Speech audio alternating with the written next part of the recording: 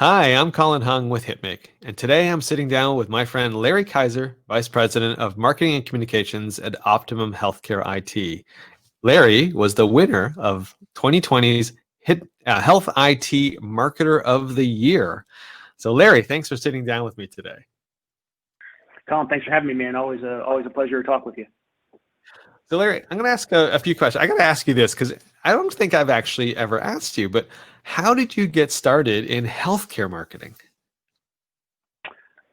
It was one of those random job applications way back in 2005. I applied for a newly created proposal manager position at a company called Keen. And I had a long history of RFPs from previous positions, and they were trying to improve their process. So that's how I got into healthcare IT 15 plus years ago. RFP writer, I love it. So you mastered the ability to do cut and paste, right? Like, because a lot of the answers at RFPs in those days were like, Well, at the time, I always, Keen doesn't exist anymore, so I guess I can say this without anybody getting upset. But at the time, their proposals looked like a third grader turning in a book report. It was in a black binder with no cover, with manila envelopes, with the dividers you had to write on the little white tab things and slide them into the plastic. It was not a pretty sight. I remember that. And they had two separate EHRs. So every RFP we got was two responses, one for each system. I remember those days writing those RFP responses, and yeah, I never enjoyed it. So kudos to you for for doing that as a job 100% of the time. But okay, so you got into healthcare in 2005. What made you stay in healthcare? Because it's not an easy industry. It isn't. And, I had been in the telecommunications industry prior to that with companies that did software for call centers. And when I got into healthcare, I had met a few people outside of our organization attending HIMSS, and I got a really great piece of advice was that if you can stay in healthcare, because it's just going to continue to grow and evolve. And, Keen was later acquired in 2007 by an investment firm that stripped them down to next to nothing and then eventually sold them to NTT Data. And I survived 7 workforce reductions and so forth to get to be to run that marketing department. So a lot of it was sheer luck, and a lot of it was trying to take some advice and stay in the industry. So now that you've been in the industry for a while now, I mean, what gets you excited most about being in healthcare marketing specifically? I love that it changes pretty much every day. Mhm. If you go back to 2005, and you had not that many EHRs in the market, and they were thick, gooey, really tough to use applications that were solely based on either a Unix or an AS400 platform, to the conversion to the web platforms, and then just the constant churn of not just new technologies, but new legislation and new needs. It allows me to focus on something different every single day for the most part, across at least where I am now, on different service lines that we offer and so forth. Let me geek out with you for a minute, but I used to work on AS400s as well, and those 3-letter command line codes, right? In those days, I still remember Yep. some of those. Yeah, I mean that's going back a ways when EHRs ran on those systems. Yeah, it was a lot to learn the functionality back then to really build out that RFP database, without going back to development and test and programmers all the time. And the evolution of the education has just been rather astonishing. I compare it to the industry I was in before, which was software that recorded phone calls and call centers. It used to be, I'm going to record this extension on this day for this amount of time, to now I'm logging into a phone on my computer and I'm recording you all day, every day, because you're logged in on the soft phone, and it was continuous recording. It's just the evolution. It's been very interesting and educational to go back and think about what it was 15 years ago to what it is today. And, I learn something new every day, and I can appreciate that. So let's go back a little bit and kind of if we looked across your marketing career in healthcare, is there a project that stands out? Is there something that really you kind of go, boy, I really enjoyed that project, or I'm really proud of that particular project? There's been a lot of different projects, campaigns I've been proud of as I've moved from, RFP writer and moving up that ladder and so forth. I joined Optimum 4.5 years ago, and I built the marketing function from the ground up, started with a logo and a really old website to where it is today. And that still is, even though it's a little bit newer than 15 years ago, it's still my most rewarding project, because that was honestly the first time I had built it from the ground up. The ground up. I'm very, very proud of the work. Yeah, from the ground up, I'm proud for all the work we did, from the work we still do. But that was a huge undertaking. And I was very thankful for the opportunity that leadership at Optimum gave me to do that and to be successful doing it. Yes, you're right. We often, it's at small companies is a little different, but it's not a common project to be able to revamp a website completely, or to redo a brand, or to come up with new brand messaging. It doesn't happen that often. And so when you're able to lead a project like that, it is quite satisfying when you see at the end the output, right? The website, the logo, the brand, new branding. So not surprised. That sounds like it was a great project. It was fun. It was rewarding. And, I think the best part of it is when you are the person to guide a project like that and you get it to fruition, then you realize, okay, now we have to go back and keep churning and keep redefining and keep changing, to keep evolving, to keep being ahead of the competition. So that's what it's continued to be the last couple of years, and doing it again right now for early 2021. So it's very exciting. Well, brand is always evolving, right? Yep. If you get stale and if you don't evolve, you get forgotten. Right. Yeah. Or worse yet, we've all been there, right? We've been to some of the sites where we visit and you got to go, wow, 1990s calling. Your website needs to, your website. Exactly. Exactly. No, we don't want to be. That would be horrible if anyone ever said that about a website that I was looking after. So, but yes, you're right. It's always evolving. So Larry, let's talk about the award. So you won the award for HITMC for Health IT Marketer of the Year. What was it like to win that award? It was humbling. It was satisfying. It was surprising. I'm sure I could put any number of other adjectives around it there. I've only been really active in HITMC for 2.5 years or so, I think, maybe 3. I think 2.5 sounds more accurate. And it's a great community, and I've met so many great people that I've built good relationships and friendship with. And, I looked at the award. Yes, it's an individual award, but as I told my team, I said, this is a team award, because while I'm the leader of our department and in charge of all the strategy and everything, I work with all of you to execute that strategy and those ideas. So while, yes, I won the award, it's a team award for for myself and my team. And they were all very excited that I got it. My wife has a great video of me being super surprised when you guys announced my name for that.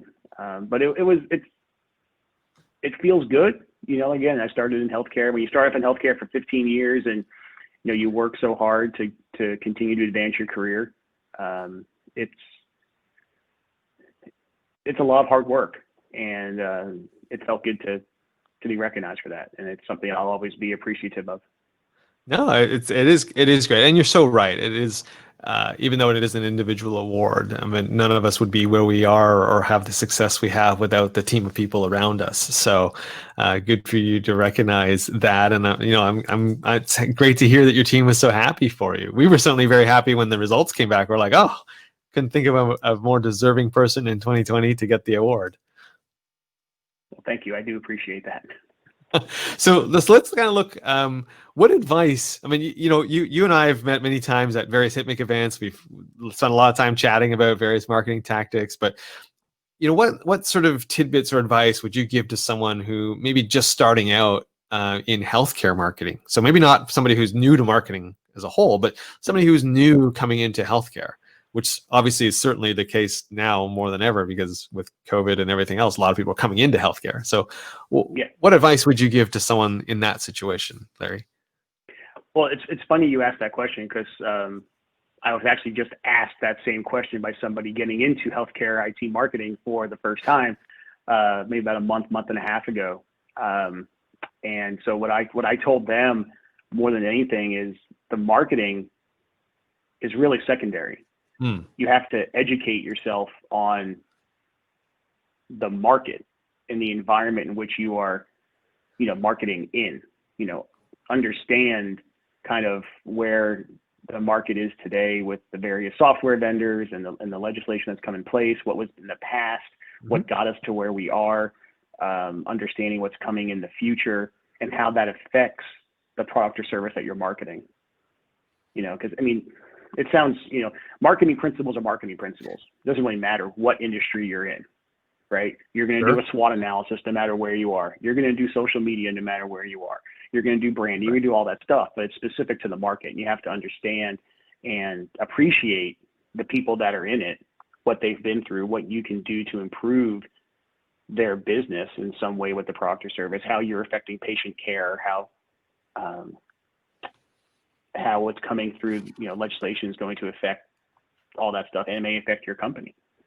So really, it's the number one piece of advice I give is really research, understand the market, do reading, subscribe to the blogs, subscribe to the websites, newsletters, and so forth, and understand what's going on around you. It'll ultimately help you be a better marketer in the end. I was just going to ask that, because healthcare is pretty intimidating. We love our acronyms. There's tons of regulations, right? I was just going to ask, how would you suggest someone go about to learn it? It sounds like blogs and just reading and subscribing to newsletters is one of the things that you would suggest. So there are other suggestions you have about learning our industry? Prior to COVID, because again, I've been busier now in COVID than I was before, and I was always busy, but I'm super busy now. I spend a lot of time on webinars if I have free time, watching webinars from various companies, various organizations. If you go back to when I started, even when you started in healthcare IT, a lot of those publications don't exist anymore. Right. Healthcare informatics and health data management and various other ones have all combined to be either larger conglomerates or acquired by HIMSS. So, HIS Talk is one of my favorite places to go to because it's just a collection of so much stuff. It was one of the very first pieces of news that I read in healthcare IT, and I found it very informative. Healthcare IT Today, of course, does some great articles and very educated there. And really, Twitter is my favorite place these days. But ironically enough, if you go back to my very first HITMC that I joined in New Orleans, that was 18, I think. Yeah. 18. When I got there, I had no idea what to expect. And I always used my Twitter account was locked. If you wanted to add me, I had to approve you. And when I left that HITMC, my Twitter account was unlocked. And I had this greater appreciation for Twitter. And since then, talk about an explosion of people following me following those people. And then from there, the people they follow, because if I'm curious what's going on in healthcare, I can go, scroll my Twitter feed and find an article or people commenting. If I want to know what's going on the front lines of COVID, I can find nurses and doctors talking about it. I don't have to go to mainstream media to find that stuff. And so ultimately, HITMC is what allowed me to appreciate Twitter for really what it could be. And I get so much information from, frontline workers and just people who are in the industry and so forth. So, number 2 piece of advice, unlock your Twitter and make sure you follow and read on it. Well, you're a man after my own heart because, yes, totally, Twitter has become a great news source. And I think it's different when you're using it for the industry you work in, right? Because then you know who the trusted sources are. You know who you can tell the difference between, well, a real account, if you will, a real doc, as opposed to someone who maybe is adjacent to the industry and not really in the industry making commentary about it. So, Yeah. but yeah, Twitter it's always been a great news source. I would say, to your point, it's sort of like a secondary one, though, right? You kind of have to start with the blogs and the webinars and get your feet kind of grounded in all the terminology, and then you get to the fire hose. That's Twitter. Because I think if you started Twitter, I think you may be like even more overwhelmed with the amount Open of your mouth, information. open the fire hose, and That's take right. the water. Yeah, I mean, and the thing is, not to get into the world of, I'm right, you're wrong type of thing, but I'll take things I find on Twitter and put them on other social media networks and say, hey, if you really want to see what's going on somewhere, follow this person, read his posts. He is, world renowned, or he's Right. at a hospital, he's a doc, and he'll tell you what's going on. Don't necessarily believe everybody else is telling you. Go to the front line, and Yeah.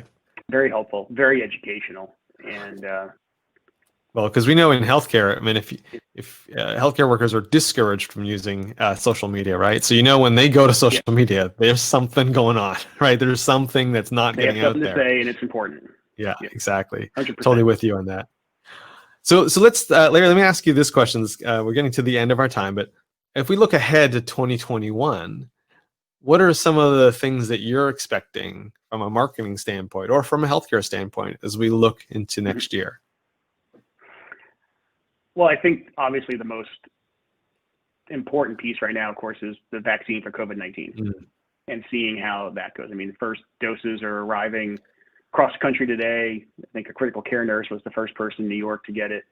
So I think that's going to be probably the most important healthcare news, not just healthcare IT, but healthcare news on how quickly the country gets, vaccinated. Same thing in Canada for you. Right.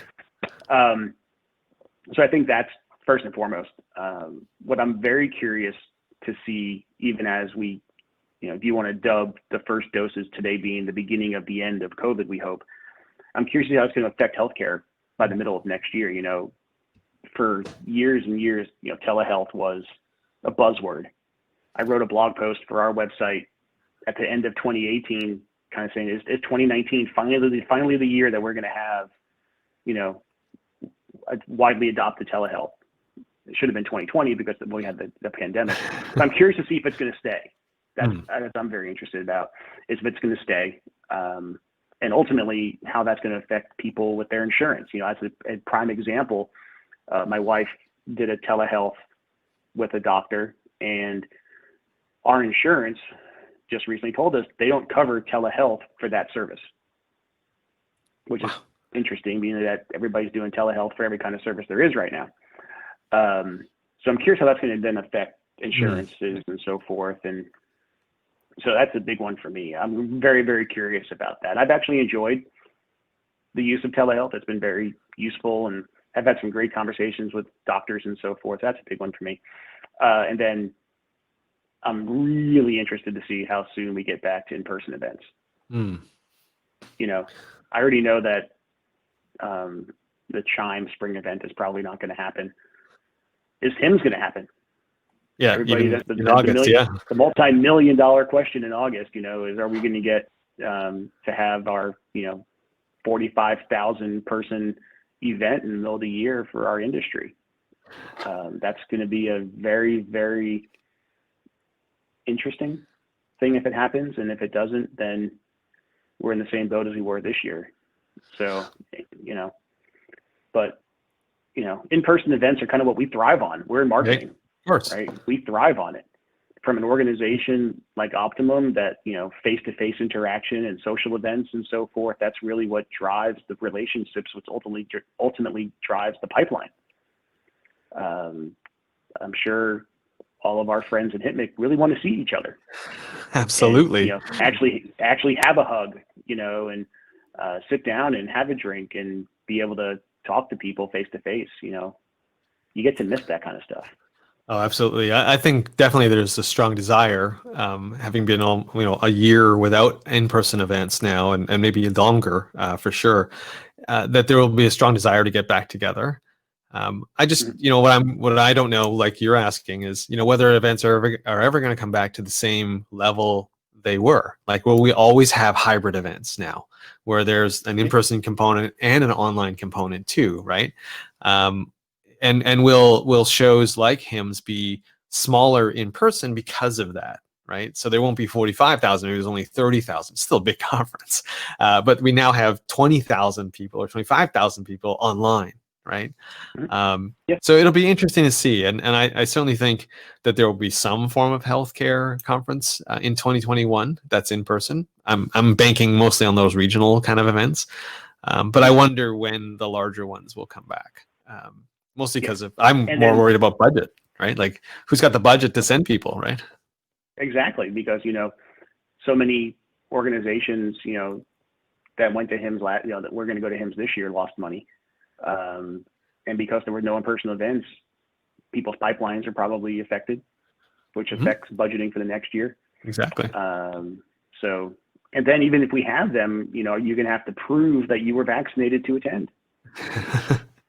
So it all comes back to the same components, and it's going to be, if 2020 was an interesting year, 2021 will hopefully be better, but will also be a very interesting year just to see how everything unfolds in recovery from 2020.